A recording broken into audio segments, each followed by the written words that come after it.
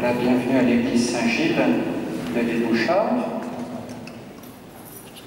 Alors un salut particulier d'abord à la municipalité, représentée ici par deux conseillères municipales. C'est devant.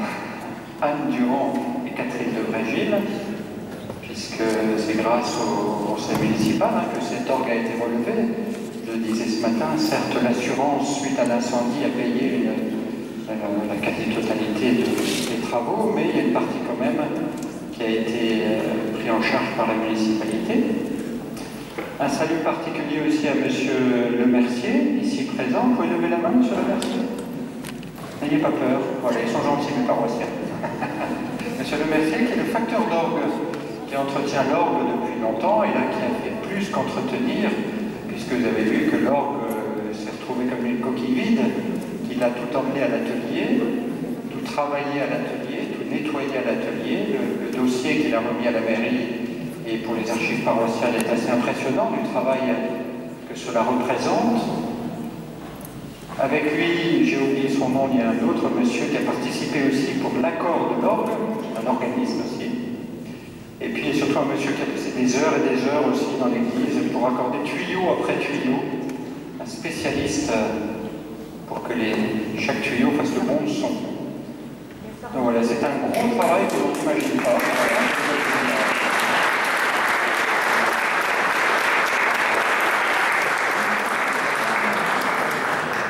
Parce qu'il travaille quand vous n'êtes pas dans l'église. Hein. Donc c'est un très gros travail. Donc un grand merci de votre présence, avec votre épouse aussi. Je suis très touché de votre présence. Un grand merci à l'association pour la restauration de l'église Saint-Gilles, dont on reparlera. Voilà, c'est entrée gratuite, mais il y aura la quête à la sortie. Mais un petit coup à boire quand même. Et je vais maintenant passer la parole à Jean-Romain Frisch, qui va un peu nous introduire au concert proprement dit.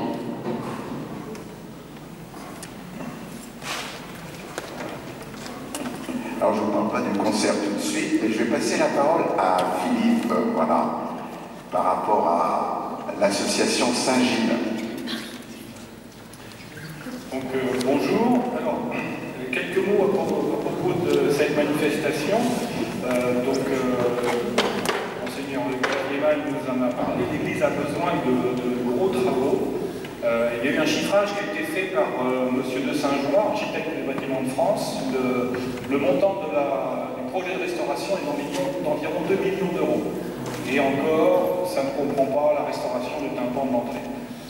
Bien sûr, ce montant est trop important pour la mairie des Bouchards, sachant en plus qu'en réalité, il y a un retard considérable puisqu'il n'y a pas eu de gros travaux d'entretien ou de rénovation depuis près d'un siècle. Alors que cette église reçoit quand même environ 80 000 pèlerins par an, on mesure un peu le décalage. Donc l'association Saint-Gilles a été créée tout à fait à la fin de 2015 dans le but d'aider la mairie à financer ce projet qui est quand même important. L'association a signé une convention d'affectation des fonds avec la mairie de Bouchard, ce qui fait que d'une part les donateurs sont assurés que les fonds iront bien dans ce projet et que la mairie ne confondra pas cet argent avec son budget général.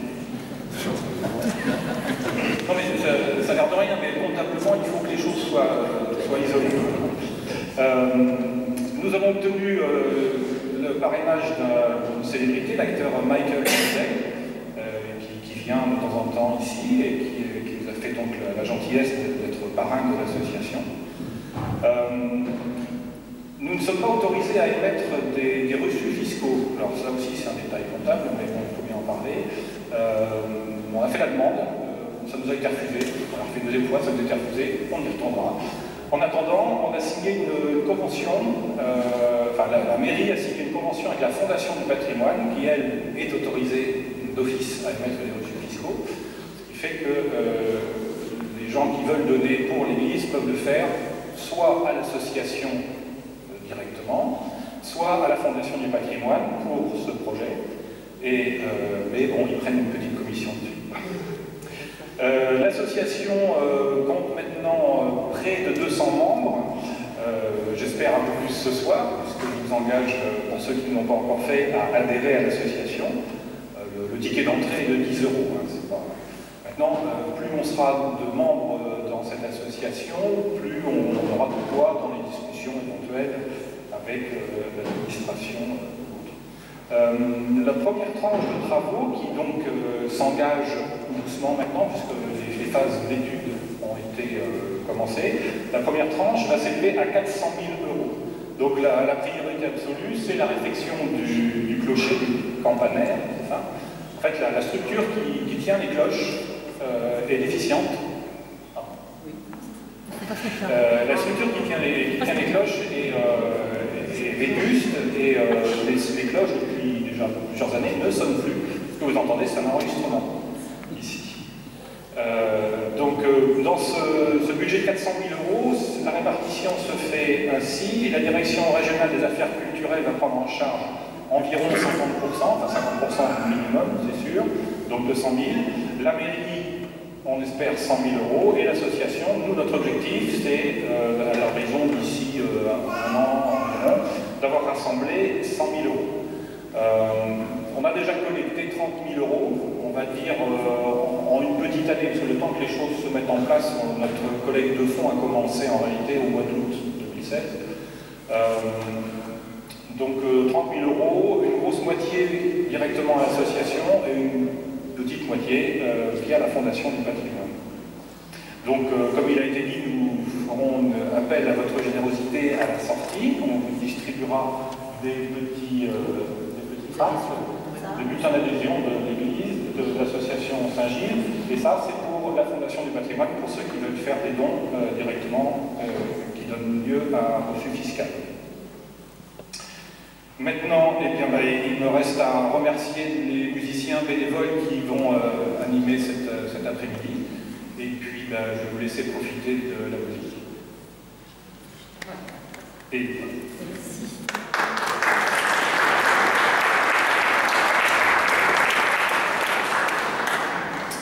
Alors, bienvenue à tous. Nous sommes heureux de partager ce moment de musique.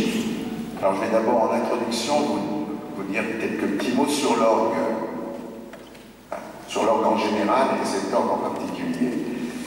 Alors, est-ce que vous savez qu'à l'origine, c'est un instrument profane qui servait à acclamer l'empereur dans les cirques romains. Voilà. Et à partir du XVe siècle, il devient un instrument d'église pour chanter la gloire de Dieu en alternance avec le chant. Et l'orgue est un symbole de l'Église, puisque tous les tuyaux sont différents, mais ils chantent en harmonie, animés d'un seul souffle. Voilà. Et pour citer le pape Benoît XVI, récemment, il a écrit que les instruments représentent le cosmos pour chanter la louange de Dieu. Alors, l'orgue de notre Église a été construit en 1894 à l'initiative du père Luce, qui était le curé de l'époque. Voilà. Et il a été construit par la manufacture Jaco Jean-Pierre de Rambervillers dans les Vosges. Alors, c'est un petit instrument. Évidemment, quand on le compare aux orgues de Notre-Dame ou de la Madeleine à Paris, on n'est pas dans le même registre. Hein. C'est un petit instrument modeste, je dirais à l'image de notre église, d'un seul clavier avec pédalier et 9 jeux d'esthétique. Hein. Et c'est plutôt d'un style néoclassique, c'est-à-dire une synthèse entre les instruments classiques du XVIIIe siècle et romantiques du XIXe. Alors on l'a déjà dit, vous savez que notre orgue a été endommagé au cours de l'incendie d'il y a presque 2 ans, relevé par la manufacture tourangelle de Grand Orgue de Tours, et grâce à M. Le Mercier et son équipe, il a retrouvé donc aujourd'hui toutes ses couleurs. Voilà. Alors ce concert s'inscrit à la fois dans l'appel du pape Benoît XVI à louer le Seigneur à travers les instruments. C'est pourquoi vous entendrez non seulement de l'orgue, mais aussi des trompettes et du violon. Voilà. Et le programme musical qui est proposé est inspiré par la double vocation de notre église Saint-Gilles, à la fois un lieu d'église pour la paroisse et un sanctuaire angélique et marial. Alors dans le concert, il y aura 4 parties. Il y aura d'abord une introduction avec les anges. Voilà, c'est eux qui vont nous accompagner, nous introduire au concert. Ensuite, il y aura une partie qui illustre plutôt la vie de paroisse. Ensuite, une partie pour la vie du sanctuaire. Et enfin, on terminera par une grande action de grâce. Alors, le choix qui a été fait, ce sont des œuvres classiques. Vous l'entendrez, en particulier Handel et Jean-Sébastien Bach, et romantique. Alors, j'oublie un petit détail technique. Si vous avez vos portables, il est encore temps de les fermer. Voilà. Et voilà, vous savez que ce concert est donc proposé par des paroissiens du sanctuaire. Alors, on va quand même les nommer. Vous les applaudirez à la fin du concert si vous êtes contents, mais je vais quand même vous les présenter. Donc, à l'orgue, c'est Éric Pommeret. Aux trompettes, nous avons Marie Dezonnet et Nicolas de Borgard. Et au violon, Caroline Dezonnet. Puis, il y a aussi un carillon. Mais ça, c'est un ange qu'on a invité et qui va jouer du carillon. Alors la première pièce, donc c'est avec les anges, nous allons entrer dans ce concert. C'est tiré du concerto baroque numéro 1 d'Handel, c'est l'entente de ce concerto, qui va être introduit par le carillon, joué par un ange musicien qu'on a convoqué impromptu.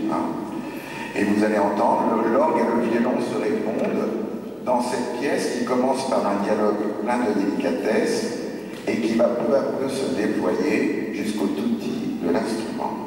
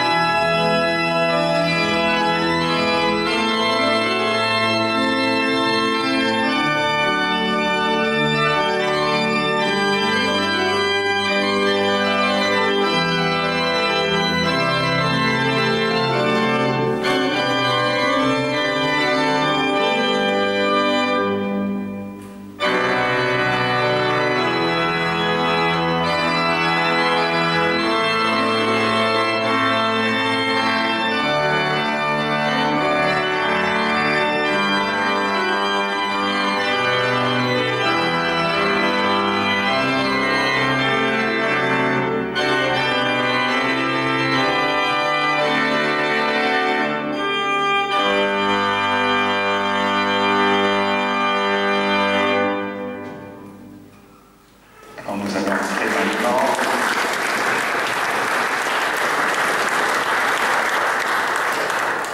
Alors ce que je vous demanderai, c'est peut-être de vous abstenir, je sais que c'est difficile, d'applaudissements, on applaudira à la fin si vous êtes satisfait du concert, pour ne pas couper voilà, le rythme du concert.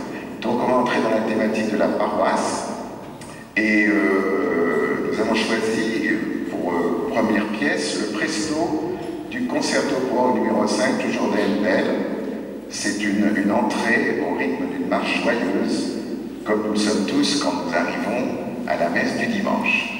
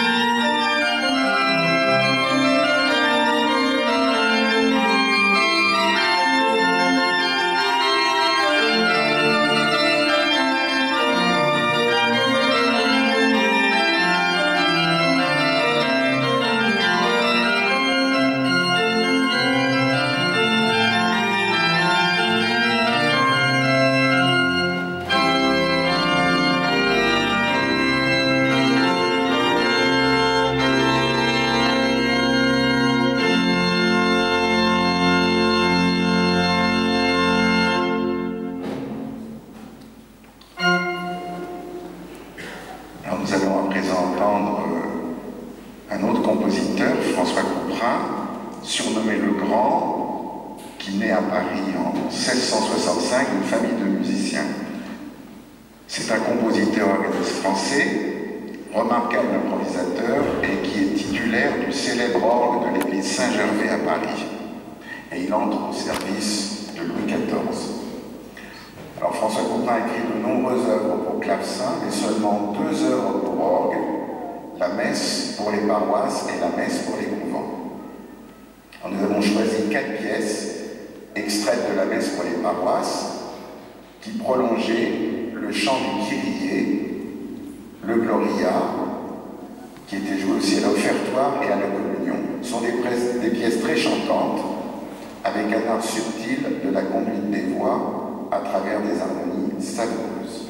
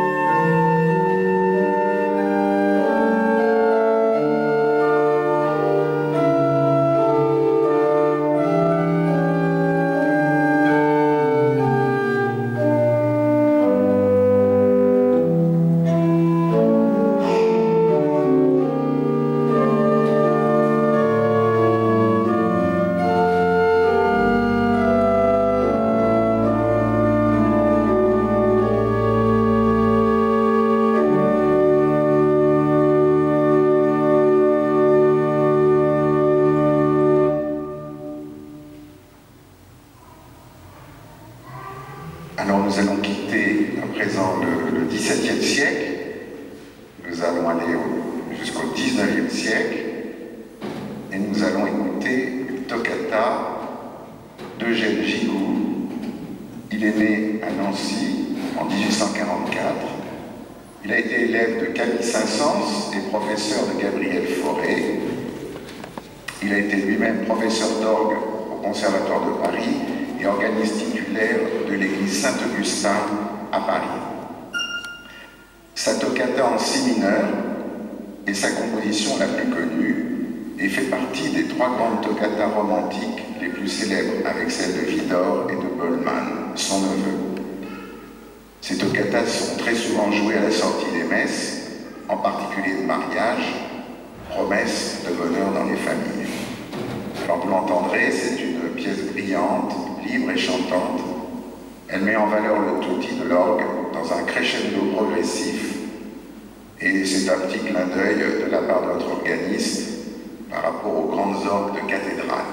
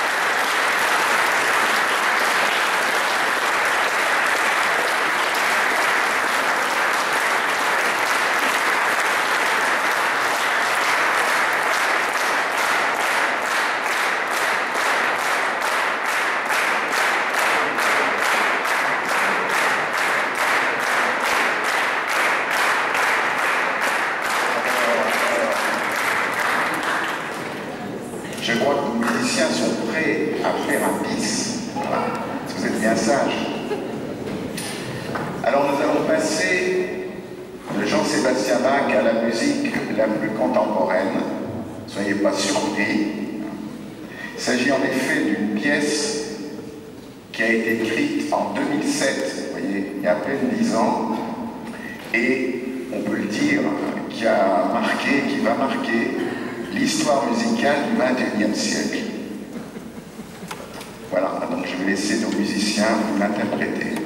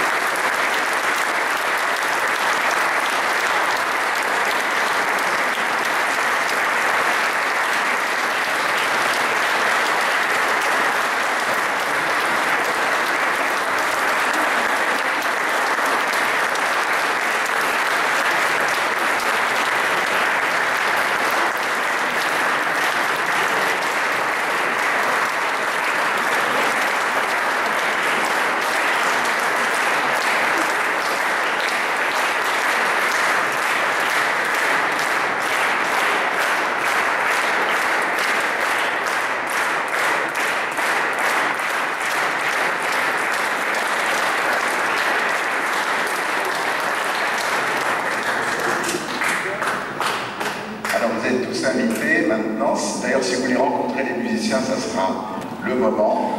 Donc, nous avons un rafraîchissement qui est